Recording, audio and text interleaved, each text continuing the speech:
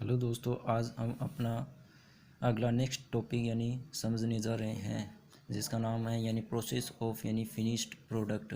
तो पहले बहुत हम समझेंगे कि फिनिश्ड जो प्रोडक्ट होता है उसकी प्रोसेस क्या होती है। तो पहले बहुत हम कोई भी प्रोडक्ट बनाने के लिए पहले तो हम क्या करते हैं इनपुट्स क्या होता है, जैसे कि रॉ मटेरियल हो गया और लेबर हो गया, और उसके अलावा कोई भी जो डायरेक्ट एक्सपेंसेस होते हैं, ठीक है, वो सारे हम यूज़ करते हैं। तो उससे क्या होती है फिर उसमें प्रोसेसिंग होती है। प्रोसेसिंग मतलब मशीनरी और यूज़ की जाती है, फिर वो प्रोसेस होता है गुड्स। और वो प्रोसेसिंग के दौरान वो जिसको हम क्या बोलते हैं वर्क इन प्रोग्रेस बोलते हैं। मतलब अपना काम है वो कंप्लीट नहीं हुआ है, तो उसको क्या बोलते हैं, ये ऐसे ही तो बोलते हैं वर्क इन प्रोग्रेस। फिर उसके बाद में जब वो प्रोडक्ट कंप्लीट हो जाता है तो उसको हम क्या बोलते हैं, आउटपुट। तो आउटपुट मीन्स फिनिश्ड गुड्स आता है। आउटपुट में क्या मिलता है, आउटपुट का मतलब अपना जो रिजल्ट मिलता है उसको हम कैसे बोलते हैं, फिनिश्ड गुड्स बोलते हैं। जैसे कि हम किचन में जैसे सब्ज़ी बनाने के लिए पहले बहुत जो भी उसकी कच्ची जो सामग्री रहती है, जो भी जैसे कच्ची सब्ज़ी हो गई, मसाले और हो गए, तो वो तो अपना क्या हो गया इनपुट्स हो गया। फिर हम तेल चढ़ाते हैं, और तेल चढ़ाने के बाद उसको तेल को गर्म किया जाता है, जो भी प्रोसेस की जाती है, ठीक है। तो वो अपना क्या हो गया प्रोसेसिंग हो गया, ठीक है। और उसके बाद में अपना जो सब्ज़ी बनने के जब वो सब्ज़ी कंप्लीट हो जाती है खाने के लिए रेडी हो जाती है, वो अपना क्या हो जाता है रिजल्ट मतलब आउटपुट है। तो उसको हम क्या बोलते हैं फिनिश्ड गुड्स बोल सकते हैं। तो ये हमने ये सीखा कि प्रोसेस ऑफ फिनिश्ड गुड्स क्या होता है।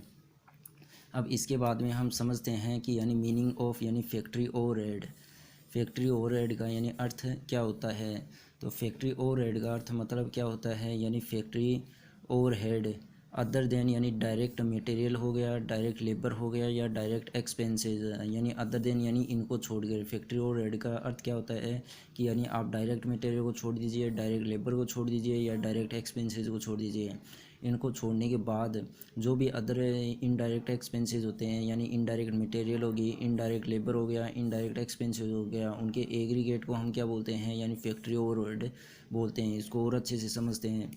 तो जैसे कि डायरेक्ट मटेरियल हो गई, डायरेक्ट लेबर हो गया, डायरेक्ट एक्सपेंसेस हो गया, तो जो रिलेटेड होते हैं टू ए पर्टिकुलर प्रोडक्ट, उनको हम क्या बोलते हैं, डायरेक्ट एक्सपेंसेस बोलते हैं। तो डायरेक्ट मटेरियल हो गया, डायरेक्ट लेबर हो गया, direct expenses related to particular product, जिसको है कि एक एग्जांपल से समझ सकते हैं।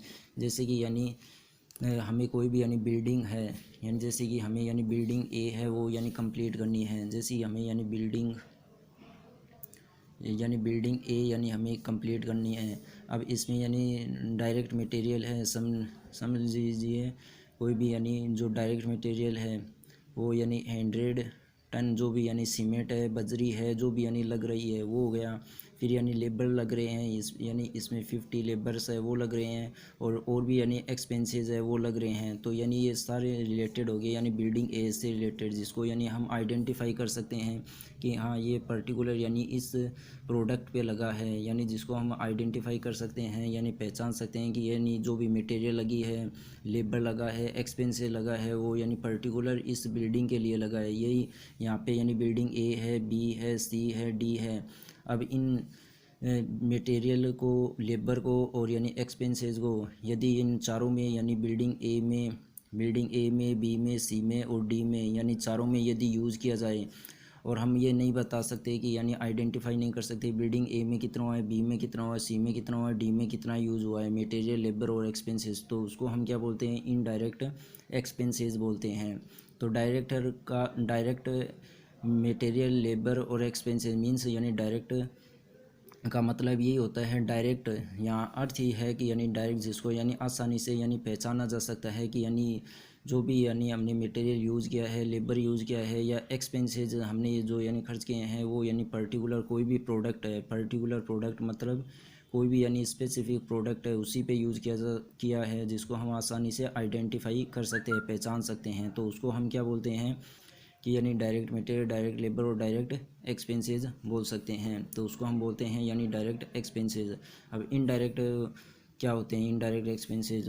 तो यानी एग्रीगेट ऑफ यानी इनडायरेक्ट एक्सपेंसेस का मतलब जो नॉट रिलेटेड विथ यानी पर्टिकुलर प्रोडक्ट, जो किसी पर्टिकुलर प्रोडक्ट से संबंधित नहीं होता है। यदि यहाँ पे यानी अपना डायरेक्ट मटेरियल, यदि हम मटेरियल है, लेबर है और यानी एक्सपेंसेस, यदि हम बात करें मटेरियल, लेबर और एक्सपेंसेस है, यदि हम यानी building A B C D और चारों में यूज़ करते हैं और इसको हम नहीं बता सकते कि भाई यानी मटेरियल बिल्डिंग ए में कितना यूज़ किया है, बी में कितना किया है, सी में कितना किया है, डी में कितना किया है, ऐसे लेबर ए में कितना किया है, बी में, सी में, डी में, ऐसे एक्सपेंसेस ए पे, बी पे, सी पे, डी पे, तो हम आइडेंटिफाई नहीं कर सकते, तो उसको हम क्या बोलते हैं, इनडायरेक्ट एक्सपेंसेस बोलते हैं। और इसके एग्रीगेट, इसके कुल को ही हम क्या बोलते हैं, टोटल को ही, इसके टोटल को ही हम क्या बोलते हैं, यानी फैक्ट्री